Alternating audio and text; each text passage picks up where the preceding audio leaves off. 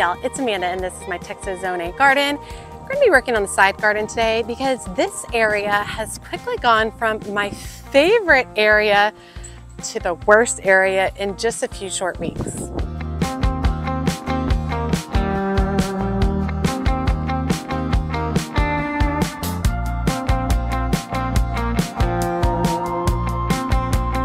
Okay, we're on the side garden. Right now we've got a little bit of shade. This way is west, so we get tons and tons of sun here. And up until a few weeks ago, this area was my favorite area. But now that we are consistently heading back towards warmer weather, it is overgrown. The weeds are insane. Don't be fooled, this isn't a plant, these are weeds back here. There's a lot going on. So I want to just take some time to do some pretty harsh pruning and then also show you some different plants, pull weeds. I'll show you what's going on with the Golden Falls Weeping Redbud. Just a lot of things going on. I'm going to use a new tool to do some grass trimming. Just for reference, back here is the edge of my garden. So this has grown all the way forward. So let me kind of just walk you through the space first and then we'll get to work. Okay, while there is a whole lot of pretty, there's a whole lot of issues as well. We definitely have a lot of perennials that need to be cut back. This right here is a wild berry powwow coneflower. Definitely needs to be cut back. We have this everywhere with just spurge and it's going to seed, which it needs to be pulled out big time. We need to do a little bit of cutting on our kaleidoscope abelia right there. I have a tiny holly that has died. This right here is a windwalker red salvia. The plant starts back there, but it has come all the way forward almost 6 feet. We need to give that a little bit of trim back. All of this back here is weeds. All of it is spurge and it really all needs to be pulled up and dealt with. Our cosmos are at the end of their cycle, so we need to go ahead and give them a little bit of trim back so that they can begin reflowering. Just a lot of little issues, and I'm sure I'm going to find some more issues as we continue going through it. But I think what I'm going to do is I'm going to go ahead and start with the Windwalker Red Salvia. This is its flowers. And they are stunning, absolutely beautiful, very drought tolerant, beautiful. But I should have given it a cut back a while ago because the plant goes all the way back there. So let's go ahead and start by cutting that one back, and then I think that'll open it up so we can see a lot more of what's going on. Okay, we're gonna have to try to climb back here. It's gonna be rough, y'all. Trying to get back here. So right here is the center of this plant, and I am definitely gonna just cut it pretty much all the way back because it has spread out so much. I'm gonna cut it to about 12 inches above the ground. I've done this with it before and it has filled out beautifully, but you can see how much it has grown all the way back here. So I'm basically just coming in here trying to locate where the plant is and giving it a cut back. And watch this, like, this is how I might have let it get a little out of control, y'all. Just a little bit.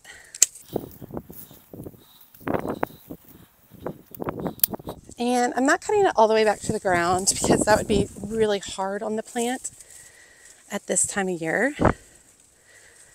So I'm cutting it about 12 inches above, which should be good for it. And it looks like my Golden Falls Weeping Redbud has started growing back and intertwined with the salvia. So I want to pull some of that back out of the way too.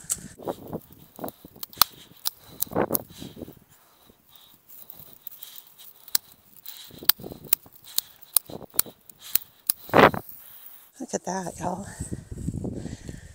It's going to be a pretty dramatic difference when this is all said and done.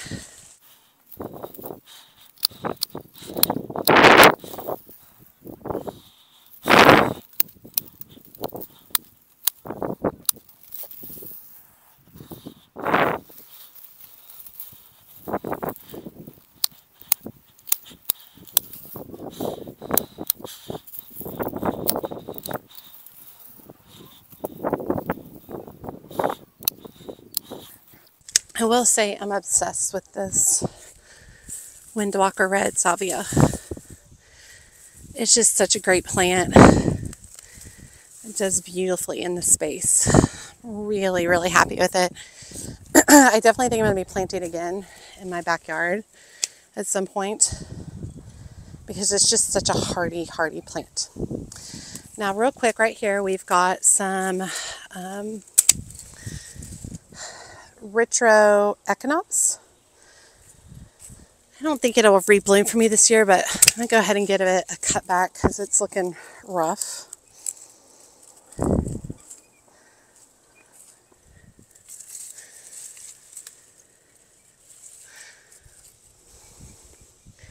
And we've got this guy, which is pretty much dead. Let me see if I can pull him up.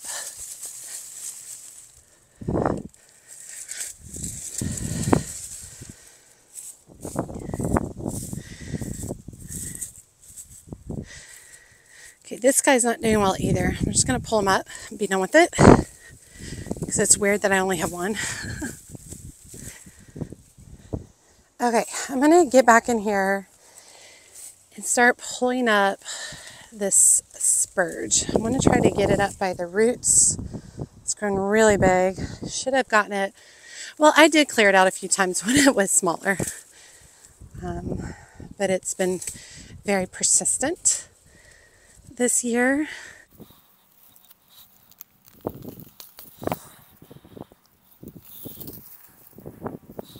Also, I'm going to pull up some gladiolus bulbs. Looks like they're all coming up pretty easily.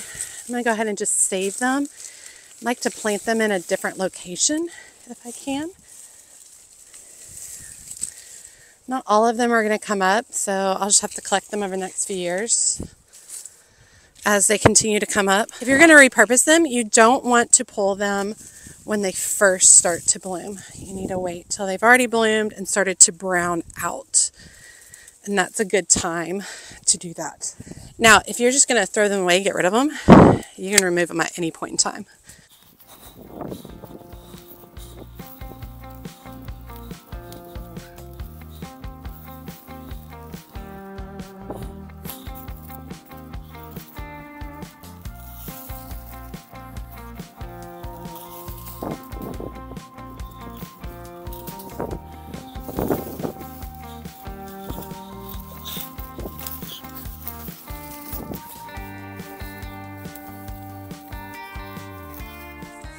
Okay, I'm going to get down into this area. So over here,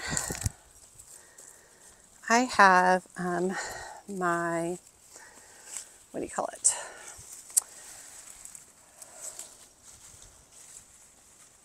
Golden Falls Leafing Red Bed that broke at the base. I've got a lot coming up from it, which is great, still alive.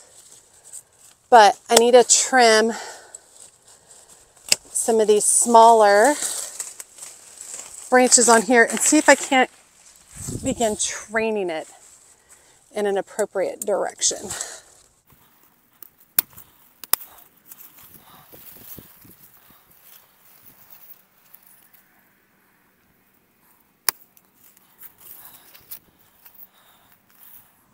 Okay, so I've got this one branch right here that I think I'm going to start training upwards, and which means I need to cut off some of these lower parts of it. I don't want to cut off too much because it still needs leaves, right? But let me go get a stake and kind of just start training this upwards. I think that would be helpful. This was the strongest branch. Oh, but it looks like I've broke it. Yeah, I totally broke it. Okay, well, so probably screwed up there. We'll watch again.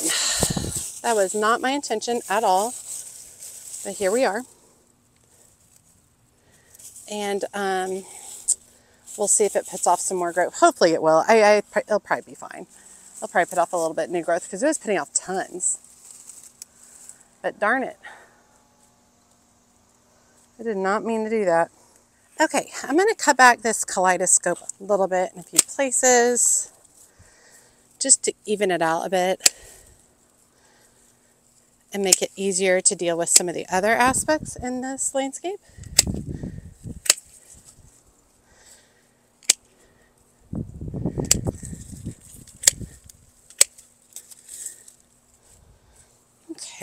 Okay, so the verbena, homestead verbena that I have in purple and pink, is coming pretty far forward. I'm just going to go ahead and give it a trim back by about half.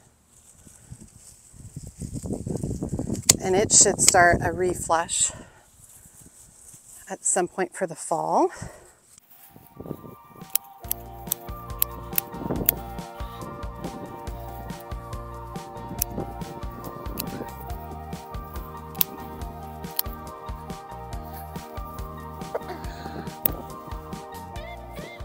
Okay, these zinnias are looking beautiful. And I think what I need to do is get a hoop to kind of hold them back like that. Let me trim some of this other verbena.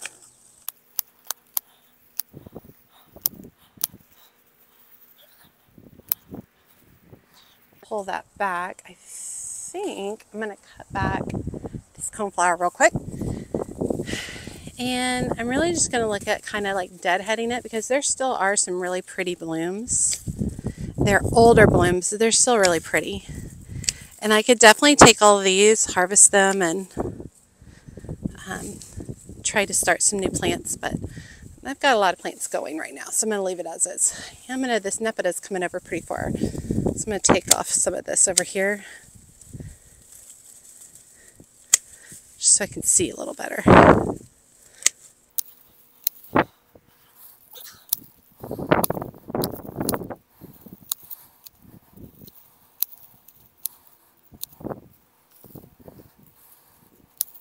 Definitely been seeing a lot of grasshoppers showing up.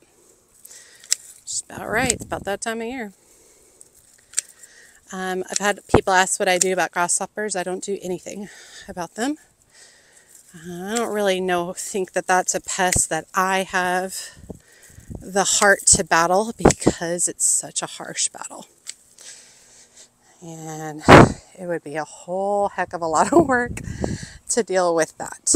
Okay, so now I'm going to go in here. I'm going to clean up some of my iris leaves that are browned, not looking as pretty. In the next couple of weeks, or in the month of August, we will be planting a lot of new iris rhizomes, which I'm looking forward to. Got a whole bunch of them from Shriners. I'll put up some pictures of the varieties I'm going to be growing. I'm looking forward to it. Really falling in love with bearded iris. Looking forward to adding more of it to my garden. Look how pretty that looks, just cleaning up all of that. Okay, pull up the sunflower. Now my bougainvillea is not doing as great as I would like it to do. I think it's getting a little too much water right now, because I upped my watering because of the heat. Okay, so I'm just using like a half hoop that I would use for like peonies, peonies. I think it's called a peony hoop. And I'm just going to come right in here at this angle. I'm going to come in at an angle, not straight up and down, and start pushing it into the ground. All right, and then let them fall forward like that. And that allows it way easier for my mowers to get down into that area. Okay, got a lot of grass going in this area, and the line for the garden is all the way back here. So let's start with this verbena across the front of here. Give it a nice little trim, and it should bounce back.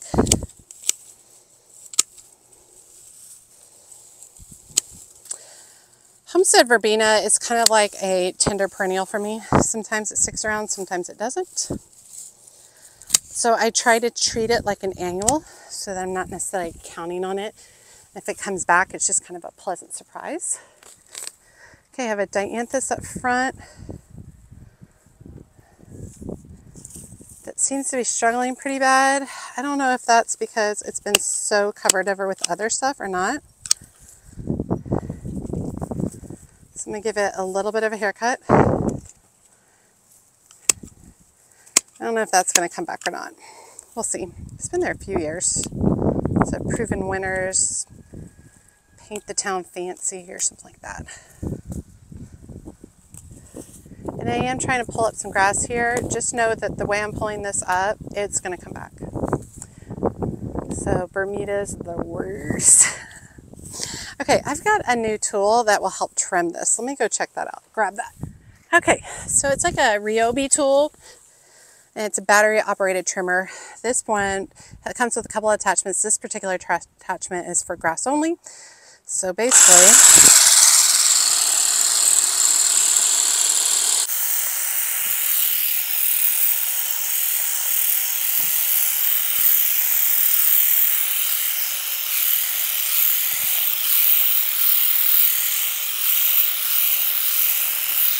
which that's pretty nice because then I don't have to get the weed eater out, which is great.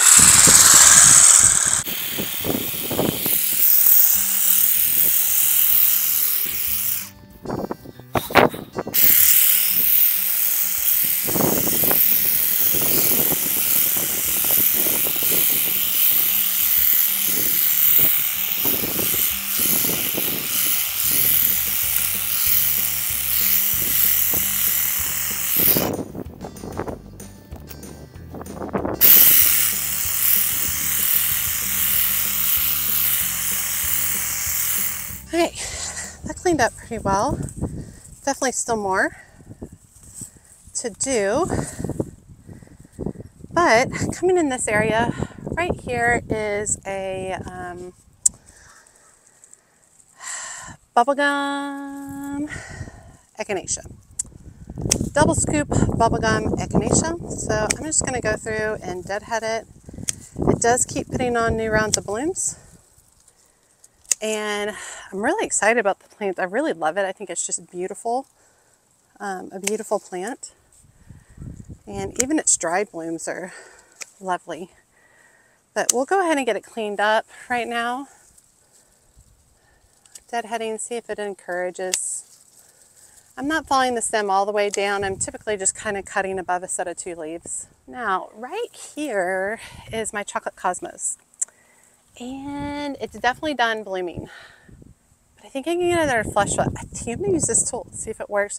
Just maybe take the top 6 inches off. Let's see.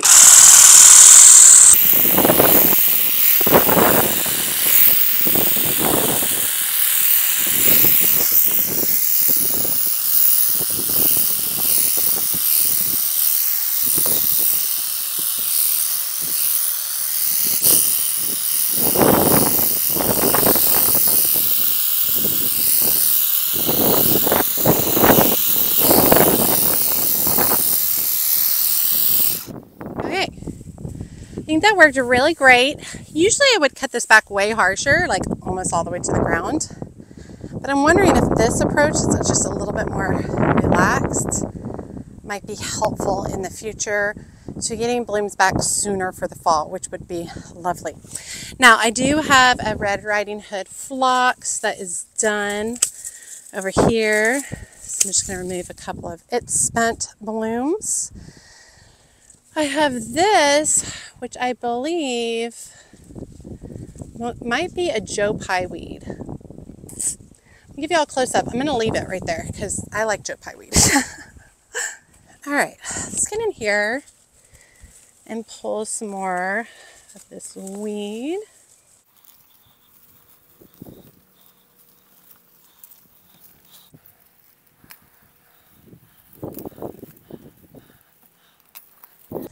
Got a few gladiolas. Let's try to pull up.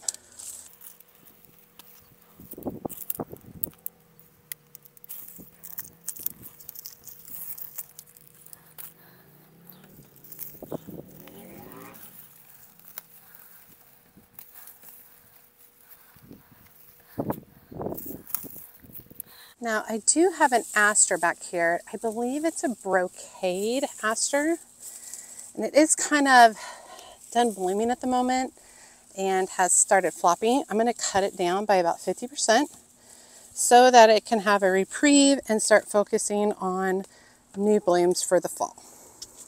Just grabbing it all together. I think it's called Crimson Brocade.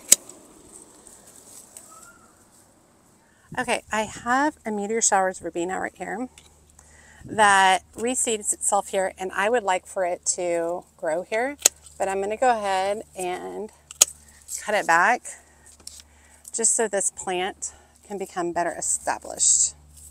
Now, if this ends up being a Joe Pye weed and I end up loving it, which that's what it kind of looks like, I'll probably have to do something like move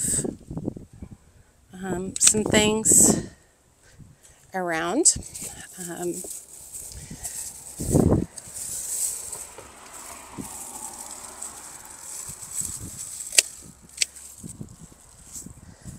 Potentially that boxwood right there.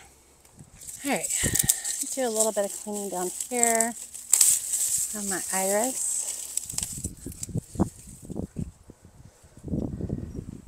Okay, the last thing I'm going to do on this is do a little pruning on this purple echinacea. I started it from bare root this year. It's very happy. There's another one on this other side of this container that's not doing as well. These are really pretty though. They're looking good. Okay, whole container. Now I won't push this in at all.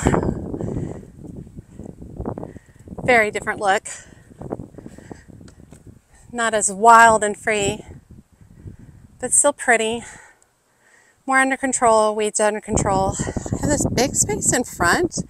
I have these two sedums that I didn't know what to do with, so I think I'm gonna dig a hole and plant those really quick. I think they'll be great right there. This area cleaned up real nice, pushing the zinnias up. Now all those roses that I planted are doing lovely. Get that one coming in beautifully. I might get some blooms for the fall. This one over here is doing lovely. Forget which variety it is, but I'll list it below. Look at this container with all that purslane. And that purslane reseeded itself from last year. So pretty. Purple cone flower is nice. Got another aster tucked in there. That's bluebird aster. Running to the end of my balloon flowers are looking nice. I love all the spikes, sword-like spikes of the iris foliage. I have a celosia that reseeded itself there. It's pretty. Got some Texas gold lantana peeking through. Here is what I think is Joe Pye weed. You'll let me know if it is. I'm probably going to leave it because all the other Joe Pye weed that I have tried to plant on my own doesn't make it. So obviously that guy's happy there. And if it gets big and fills in this area, I can always move this container and make some adjustments. I would be completely fine with that. Joe Pye weed is a native. It should do pretty good. Pretty intense right there. I have a couple of bags of compost that I'm going to go ahead and just spread back there because I already have them here. And then let's get those sedum planted. Okay, so I've got, like I was saying, a couple of sedum that I've been in some containers. Haven't really dealt with, and now I took out a couple of these bushes, and now I'm like, maybe I should just put some sedum in here. Don't really have to stress about the amount of water it's getting because it does well. So yeah, I am not going to put any kind of fertilizer in here because sedum doesn't like fertilizer.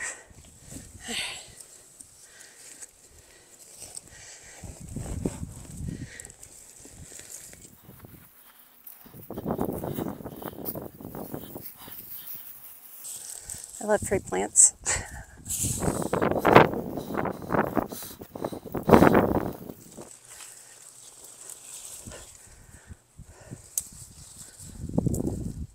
Okay, happy with it. Spread the compost back here. Just good. Cut back the wind walker. Added in these sedum.